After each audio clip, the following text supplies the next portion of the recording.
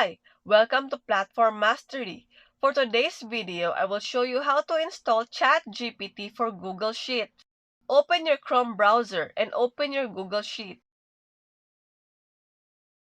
Go to Extensions and click Add-ons. Search for ChatGPT for Google Sheets and Docs. Select this and click Install and click Continue.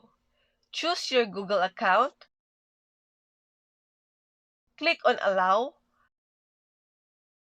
Click on Next and click on Done. Back to your Google Sheet, click on Create It on the Open Dashboard. Make sure you have your own ChatGPT account.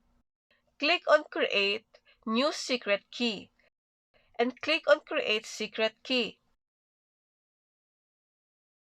Click this one to copy and click Done. Go back to your Google Sheet and paste your API key. Click Next and click I understand.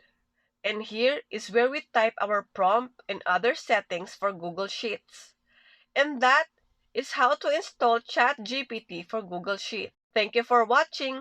For more videos like this, click on the notification bell and please don't forget to subscribe on our YouTube channel. Bye!